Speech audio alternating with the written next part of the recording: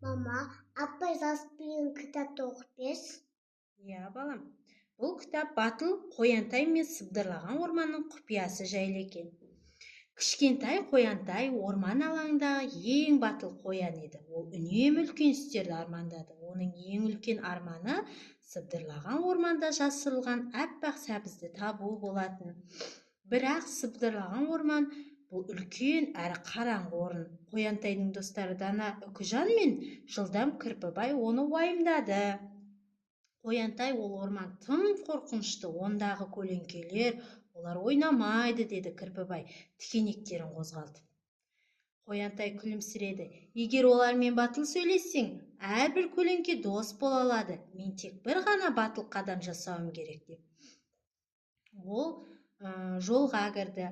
Алдымен бәрі тым қараңғы және тыныш болды. Онда Қоянтай аздап қорқа бастады. Ол үлкен дыбыстарды естіді. Шап, шап, шап деген. Кенет жапырақтардың арасынан Үкіжан ұшып келеді. Шап, шап, шап. Бұл менің қанаттарымның дыбысы, Қоянтай. Мен сені артыңнан ұшып келемін. Мен бәрін жоғарыдан көремін, деді. Суретін көріп тұрсың ғой, ә? Қоянтай қуанып кетті. Енді ол білді жалғыз еместігін. Олар тереңірек кірді.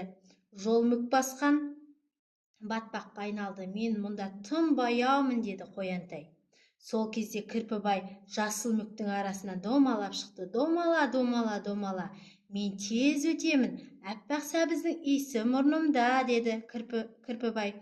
Үкіжан жоғарыдан нұсқады. Кірпібай жолды тазалады, ал Қоянтай оларға сеніп батыл секірді. Ақырында жол оларды шағын күн сәулесі түскен алаңға алып келді.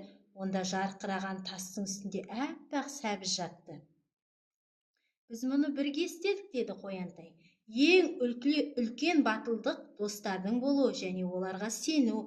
Ол батыл болуға көмектескен. Үкіжанды құшақтау үшін жоғарыға қарай секірді, ал үш дос бірге аппақ сәбізді бөлісіп жеді.